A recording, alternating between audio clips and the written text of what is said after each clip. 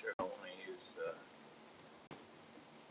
computer, the car. I hope you can hear me okay. Um, got bad with my car. My Bluetooth is trying to use the connection here for the audio on this video, and I hope not. But if it is, I'll just talk up loud enough, and hopefully we can get through this live update in time. I welcome you. I haven't done one of these on the weekend for a little while, and I need to let you know what's going on with me and the latest in the protocol and everything that's happening. I got some bells and whistles going off on the car here because of the weather, but other than that, looks like there's some clear skies ahead. So we're heading over to my hometown of Naples, Florida, from Miami. Just got back from a trip I did down to Georgetown, Guyana. What a strange and different place. I've not been before. A lot of poverty in that place, and I know there's a lot of poverty in some of the South American countries. This one had a lot of influence from Europe early on in the 1700s when things were kind of getting established as far as cities and countries down in that part of the world.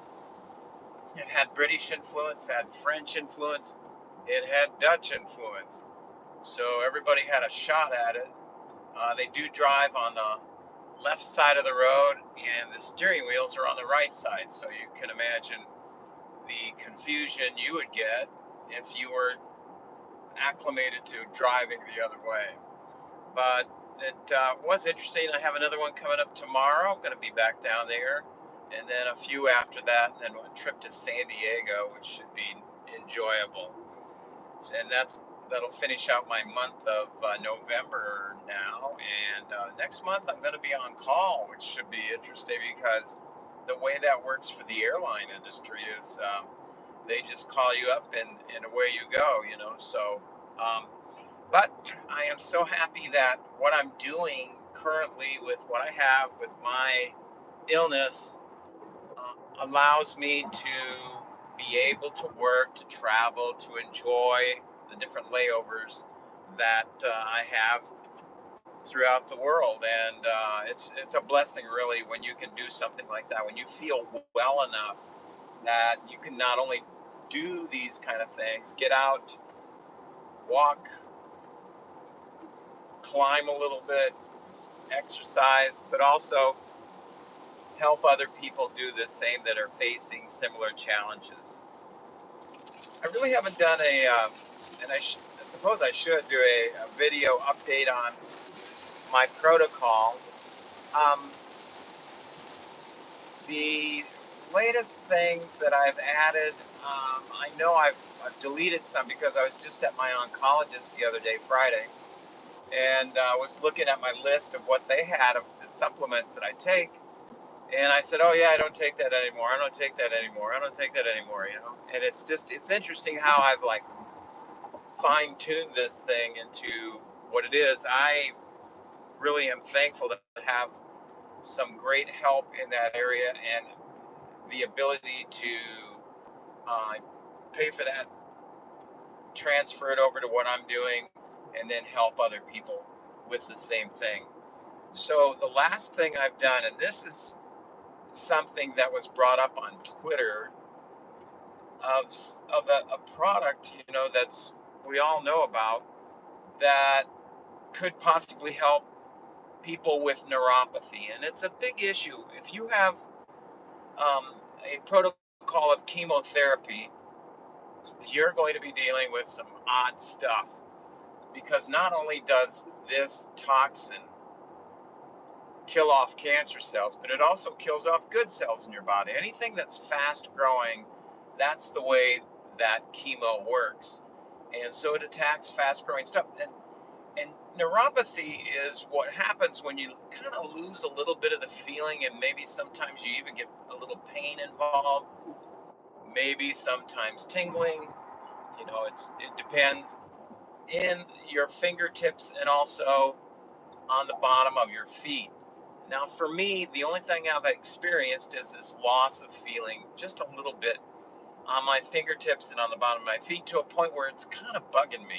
It's not like painful or anything, but at times I do. I'll be picking up like a water bottle or something like that, and I won't have a good hold on it because I don't feel it like I used to. So the feeling's different, and then you end up dropping it. But the product that has been found in mice studies, I have not seen any human studies on this yet, but they showed that the mice were able to get back on the wheel and enjoy that during the night, when they do their crazy thing. They were given citrus bergamot, which is a fruit, and we all know the bergamot tea and the different items that are made from bergamot. It's very fragrant, very strong. And what I have is the capsules, and I'm taking, at the current time, taking 2 of them, which, according to the packaging, is the equivalent of about 2,000 milligrams or 2 grams of this stuff every single day. And I take that along with my other supplements, and away we go. So I'm hoping that that is what's needed. Take a picture of this, and will be enough to start feeling a little bit of mitigation of that side effect from the chemotherapy. And I tell you the truth right now, and I've only been taking it 2 days, I do feel a little difference. And I just had chemo on Friday, so this is Sunday. This should be the day that the chemo really shows up, right? As far as side effects. And today I do feel a little tired. I do feel maybe a tad weak, not too bad. But I don't have that weird feeling in my thumb. I can feel it, but in the other parts of my fingers, I don't have that feeling. I'm not sure if it's from the bergamot capsules, but I'm thinking it may be. It could be, right? Some of these things act pretty fast, and it's exciting to see the findings in the lab that correlate to healing or better improvement or improvement of life for you and me. Now, why would I take something that has not been tested for humans? Well, because we test a lot of things on mice to see which way things go, or if nothing happens at all. And for the mice, when they gave them the chemotherapy, they had trouble with the neuropathy, of going on that wheel. And you know how mice do, they just go like a million miles an hour on that wheel to exercise or whatever they do. I'm not sure what they're up to. But the ones that had the neuropathy didn't like it. It didn't like that feeling of getting on that treadmill wheel, or whatever you call it, treadwheel. And so they stopped doing it. But when they were given the bergamot, they felt better and they got back on the wheel. So hopefully I'll get back on the wheel and be able to do some more things with bergamot, which I'm sure is going to help also in closing off one more pathway of glucose or glutamine to the body, because it has been used a lot in controlling cholesterol and also controlling glucose. So there's a lot of good that comes out of some of these natural medicines, natural herbs, natural supplements, and I'm all for that. So bergamot, 2,000 milligrams, two grams is what I'm taking. I got mine on Amazon. You can probably find yours on Amazon as well. And so check it out if that's something you're curious about doing. Not sure how long it'll stay on my protocol, but for now it's there because I'm going to give it a chance to see if this actually goes away completely. All right. Next thing I want to talk about to you on this beautiful day. I mean, it's really nice out now. Is there a way we can flip the camera around? I think so. Yeah, look at that. So you guys see blue skies out there, blue skies. So yeah, I someone was asking me the other day, what are some good resources for fat, especially when you're on a clinical or therapeutic ketogenic diet? Everybody, almost everybody knows what keto is good for. It's good for weight loss. It's good for getting the body into homeostasis. It's good for just all kinds of great health benefits. Makes you feel better. But that's like your normal keto where you can have like an amount of carbs in your diet. You can have other little things that are not as strict and stringent as the therapeutic or what we call the clinical ketogenic diet, one that is done for a therapeutic reason, and that may be healing some disease that you might have, right? So I'm trying to get my coffee to a point where I can pick it up and drink it. It's like chock full to the top. And I'm getting to a place on the highway here where there's not so many bumps. You know how you do it, right? You look and see if there's a bridge ahead because you know when you go over the bridge, you're not going to be able to drink that cup of coffee because it goes like this. There's a bridge coming up, so I'm just going to wait. But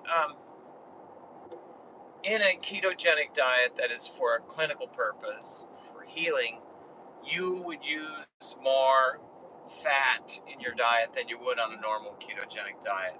And also, you would use less protein. So, less protein's an easy one, right? But the more fat thing sometimes is a challenge because sometimes when you get a lot of fat in there, it just, you know, you got to have something to eat it with. It kind of looks a little different. And what I've found is if you can crumble something up in the bottom of a bowl, you can usually get a spoon and spoon down that fat. And once you get it in you, it doesn't feel that bad. It looks worse than it actually is. But you have to understand that we're talking about medicine for your body. This is something that's going to put you and keep you in ketosis and into a ketosis burning mode, into a fat burning mode where you're going to be starving your cancer cells. And that's why it's so important that you get into ketosis on this diet and on this protocol, because what I'm trying to do desperately is to starve off the cancer. And if you can get cancer cells starving, then punch them in the gut with a good dose of chemo, then you're going to be doing very, very good. And you're going to be, watching your numbers improve as far as your blood work.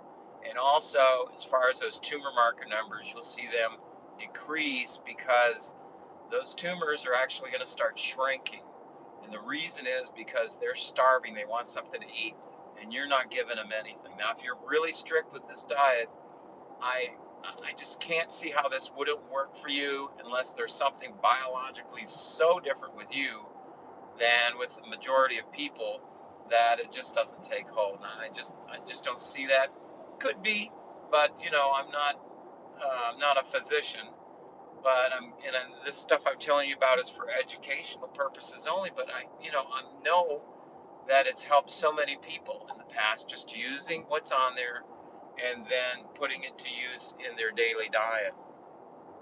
So a good source of oil, of fats I found is coconut oil. Not only you can get the one that has I love coconut flavor, the great coconut flavor, or you can get some that has no flavoring. It doesn't have a taste to it at all, but it is also very, very good as far as fat content. I believe it's right around 14 grams of fat per tablespoon. You might want to check that out. And there's like zero protein in it too. So if you get the tasty stuff, I mean, you could put that over some food that is like either super low carb or zero carb. For me, I follow or try to follow zero carb. So unless it's another type of plant or something that has a little bit of carb content to it, or eggs, something natural, not processed, I'm okay with a little bit of carbs. I think it's all right. But if you go out and get something like rice or something rice isn't processed that much, but it is processed. The thing with rice and these starchier foods is that they're so high in carbs anyway that when you ingest them, they just automatically send your glucose sailing sky high. So, if you want to follow the protocol, it is take those things off your menu now. We can't have flour, we can't have breads, we can't have any of those things. We can't have grains. Most grains are gone out of the menu for now. Not saying forever. I'm just saying if you want to see the healing happening, this is what you're going to have to do. You're going to have to get that gone. And also, somebody just mentioned about the intermittent fasting too. Yes, that's a huge thing. You want to get into allowing the body to go through a process of being able to get into a time where it's not digesting food all the time. When you're digesting food, what happens is you use a lot of your energy that would be used to healing your body, healing your cancer maybe, and you're using it to heal, to digest food, which takes a ton of energy. Almost all of the energy is spent in digesting food. So we don't want that. We want to say, okay, right now we're not going to be eating. Let's go for like a window of fasting during the day, and in doing that, we can have that energy go toward healing the body, which it will do. And then getting back to the coconut oil, suggesting coconut oil. I mean, some people don't like the taste of butter in like everything. They'll get into like the coconut oil, and you can add that to different things. It doesn't necessarily have to be added to something that you would think coconut oil would go with. Like you can add coconut oil and chicken. You can add coconut oil and beef, some kind of small protein, but just like, lay it in the coconut oil. A lot of times you'll get to the point where, especially if you're doing chemo, that bacon fat doesn't taste so good. Sometimes, for me, it's off and on. Sometimes it tastes great. Other times it has that taste like it's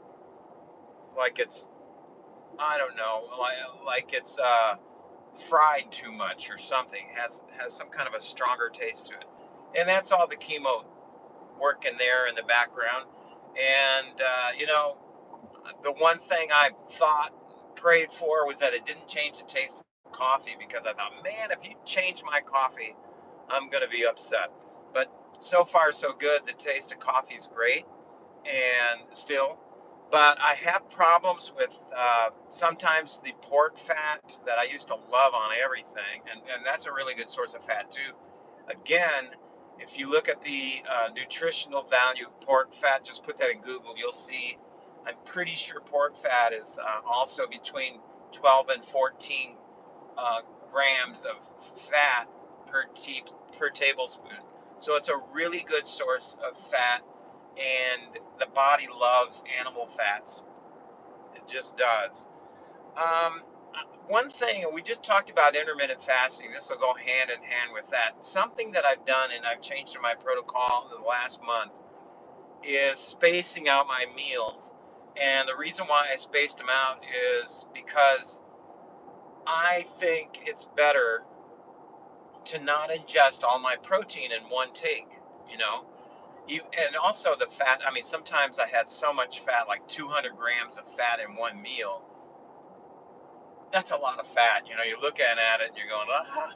And sometimes your liver will give you problems if you throw that much work at it all at once.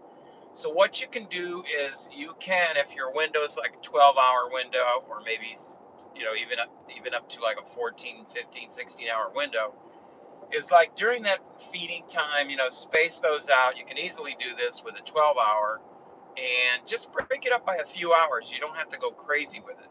But I think the one meal a day thing for people who have challenges like us, who are fighting like cancer, and the reason behind this is that if you can space out the protein and then do a little bit of exercising between those two meals, and then after the second meal as well, take a walk, get those muscles going, telling your body, telling the liver, I want this protein to go towards muscle. I don't want it to just go wherever in the body. This is where I would like this to go. And I've read two reports on it, and it works according to the reports. It goes into where it should be going because you are flexing those muscles, right after you ingest the protein. So it makes sense to me. And then the fat, you need the fat to stay in, for me anyway, to stay in ketosis. I know sometimes I'll go fall off the wagon. I mean, I try to be as disciplined as I can because I coach people and tell them to be as disciplined as they can. And then if I don't follow suit, it kind of looks strange that way. But sometimes I'll eat more protein than what's in my macro. Another recent change I've had is I've upped my protein macro to almost 100 grams of protein a day. We're trying that out, seeing if I can still stay in ketosis. And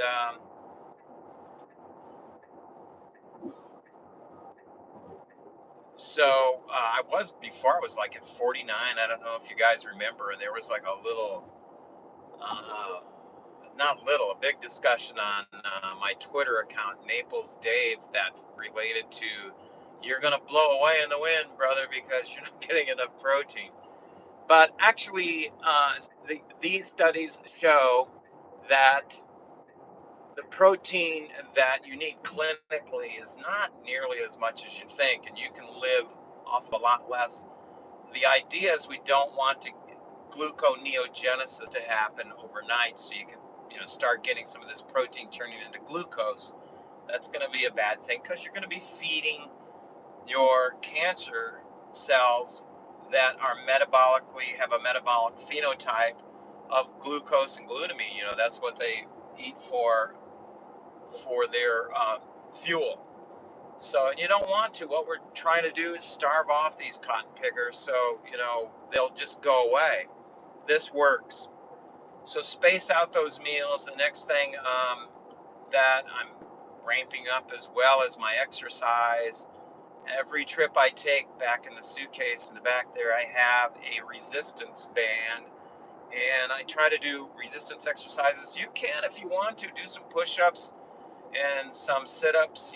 These all help. If you get in exercise while you're fighting cancer, this is going to help you keep from getting into atrophy, maybe even cancer. Occasionally, we never want that to happen because that is almost impossible. I've never heard of a reversal yet. Once you get there, it's just very hard to come back, and you don't want that to happen to your muscles. Um, And if you're older, you need to, be doing two things. The studies show you do need to up your protein a little bit. The other thing is you got to be working out so you're not losing this muscle, right? You don't want to lose muscle mass at any age, but especially in your older age, because it's so much harder for us to develop more muscle at an older age. I mean, we don't get out as much. We don't, there's a lot of things we don't do the same as we did back in the day when we were like jumping all around. All right. Another thing that I want to mention before I let you go here on the protocol is that it's been so important for me to, wherever I go and wherever I am in the world, to, as soon as I wake up, and if there is daylight outside there, and if there's not, I try to get near some kind of bright light to start your circadian rhythm going correctly in the morning. Now, it's hard to do through automobile glass, although you notice I don't wear sunglasses while I'm driving, unless it's like late in the afternoon, and that's when you're starting to wind down that part of your your life anyway, your lifestyle. But what you want to do is allow your eyes to take in sunlight. This not only gives you good vitamin D, but it also, signals your body that it's day, what time of day it is outside. We have those receptors in our eyes that are they're not optical. They just receive light. And it's fascinating. We're learning so much more about this now, and it really helps when your circadian clock is lined up with your day because your body needs that circadian rhythm to do its healing. It heals better when you're on a circadian rhythm. And a lot of people tell me that, yeah, but I get enough sleep. I think I'm sleeping great. And I said, you know what? You need to wear a device and measure your circadian rhythm, your time that you should be asleep, and then what kind of quality sleep that you're getting, because a lot of people don't get the quality of sleep that they really need. This is the kind of sleep that where healing happens. It's in the deep sleep, right? You're like, you're under like deep state of sleep. That's when healing happens, and that's when the best of anything happens with your body as far as being in a state where it can repair itself. I try to challenge people to stop eating at 3 p.m. This allows, by the time you get ready to go to sleep, which is 9:30, 10ish, your small intestine is clear, right? So there's not going to be any of the challenges for your body to be working on food while you're sleeping. Your body needs to be fixing itself. We all know the body can heal itself. Remember when you were younger, if you ever played with different things, sharp objects. Okay, I was going to say knives, but I'll just say it, knives, or different things, and you cut yourself, or you'd be playing outside and you skinned your knee or something like that. Did your body go on forever with a skinned knee or a cut finger? No. In 2 or 3 days, that was sometimes it was healed so well you couldn't even find where was that cut that I had. I mean, it's just so miraculous the way the body knows. The body's not stupid. It has the ability to heal itself, not only on the outside but the inside too. It can do a wonderful job if you just give it the chance. And where we sabotage things is through our diet. Either we're eating too much or any sugar at all in our diet. Sugar is just so bad for the body to process, to be healing, to get you out of insulin, needing insulin to like balance that blood sugar out all the time. That's tough on the body. And then also the other thing is being carb loaded all the time, where the body goes, you know what, more insulin. What we're going to do with these carbs is we're going to turn them into fat cells, and maybe sometime down the road when you need it, you'll have these fat cells to burn. And what happens to you? You just become bigger and bigger. You put on weight. And the only way that you can really burn those fat cells is if you get into a state of fasting where your body goes, okay, we're not getting food from the outside. Let's start burning those fat cells. And it does that so super efficiently. But unless you do fasting, you're not, you're just going to keep putting on more and more weight. So there's a lot of these things that, as you can see, as I'm telling you, they go hand in hand, and it's so beautiful the way the body works. And I've seen it in my life, and I've seen it in other people's lives when they get things like lined up and get a foot ahead of what's going on in their body as far as a cancer challenge or any kind of disease like that. If you could get ahead of that happening in your body, man, that is where you want to be, because then you can start doing all this planning in your life where, okay, we're going to ramp down maybe on the chemotherapy, talk it over with your oncologist, stay in the ketogenic diet. You want to keep that on probably for life. I mean, it's such a beautiful thing for the body to be in balance, with a great nutrition, giving the body what it wants. The other thing about sleeping, let me go back to that, is that I challenge you not only to sleep in a circadian rhythm, but also to listen to your body. Listen to your body. Now, if your body says, you know what, you need to sleep, buddy, you need to get some rest because I am not doing well here. I'm like, my eyes are drooping, and I feel like I'm not using, mentally, I'm not alert, not using, the energy in my body efficiently. That's because your body needs to sleep, and it's telling you so too. The other thing is thirst. A lot of times we don't drink when we're thirsty, and the reason we don't is because if you kind of put it on the back burner in your mind, you just go, okay, as soon as I get to a place where I can have a drink, but the body's like demanding right now. We need a drink. There's a reason why your body gives you that indicator. So listen to your body, sleep, drinking water, hydrating, eating. Eat when you're hungry, and remember to use food as fuel. And another thing I learned from my fasting coach was to really appreciate food when you eat it. Like each forkful of food or spoonful of food, however you eat, um, just give thanks for that. Be very grateful for that. Eat slow, enjoy your food, and it will make a difference. It does make a difference to the body. Um, I just want to tell you that these things have worked for me, that work for others, and I encourage you to sign up for, and I'll put the link below here, for a free 15-minute Zoom call with me, and we can talk about some of the challenges you may be having. It's exciting to do. You get a lot more in-depth things from me, and things that I'm doing in my protocol. And then if it's right for you, we can take it for there and see if a coaching program is good for you. I've got still have spots open because I'm able to um, put through people in the platform that I'm using is really cool. And also, we get together and have one-on-one Zooms if you're in the coaching, right? No matter where you are in the world.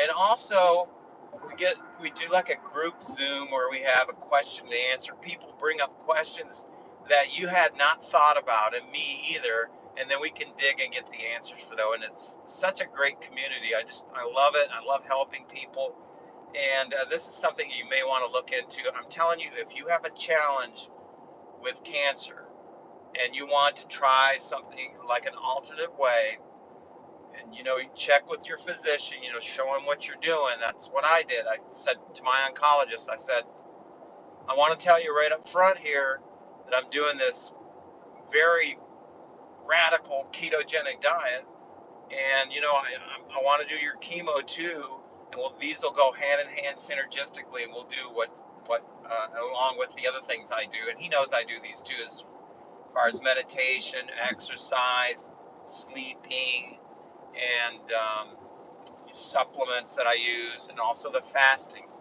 What he told me, as I have two oncologists that work as a team, one already knew about all this stuff, as far as the breakthroughs that we've been finding in recent years about fasting and about diet and all this, as far as the healing of cancer, or the betterment of cancer. But the other one said, as long as it doesn't interfere with my protocol, which his was standard of care, which means, you go in there, they take a picture, see where your tumor's at, then you go do a cycle of chemotherapy, then another week, then maybe a week off, then you come back and do 2 more weeks. It's like that, then take another picture and see where we're at. Instead of doing all these other things that have proven to be far more beneficial as far as percentage wise, as of shrinking, of doing better. You don't have the side effects from the chemo, all this crazy great stuff. But I tell you, the main reason I think that a lot of this is not promoted is because these guys are not taught this. I don't fault the oncologists for a lot of this stuff. They're teaching. They're not being taught that, and they're bringing to you what they are being taught. So and they don't have a lot of time in their day. So link below. It won't be there initially because I'm doing this live and I can't type it. But in the description, I'll put the link to the free 15-minute Zoom call with me. And as long as I can do them, I'm happy to do them. I can't do them all the time. You'll notice the dates are kind of sporadic because we have a lot that have been filled up already. But I know there's some openings toward the end of the month now, and also just looking in December, there are some toward the middle of the month too. Okay. All right. So that's it for this live, and hopefully it got you caught up on um, what's happening with my protocol. Just having a fantastic day out here in the middle of nowhere, and hopefully this live came through great, because I know some of the cell towers around here are a little sketchy. But I think what happens, you have a nice day too. I think what happens is YouTube will keep the recording I'm not sure if it's sitting there queuing on my device, and then we'll upload it in high definition later. But whatever happens, I hopefully you got something out of this, and hopefully you will subscribe and like the video and tell your friends about it. If you have people that are like in need, of this kind of explanation, this kind of encouragement, this kind of treatment, have them get in touch with me, because this, at least for the most part, from what I see, this works. You know, I can't make any guarantees, of course. And like I say, we're all biologically different. No physician here, not a nutritionist either. This is educational material only, not intended for any kind of medical advice or anything like that. But I present to you a grocery store with a shelf full of stuff, right, that I do, and you can take what you want. How's that? Okay? May not work for you, but I tell you, a lot of people are seeing results doing this. So I encourage you to, check it out. All right? Take care. Have a beautiful, beautiful remainder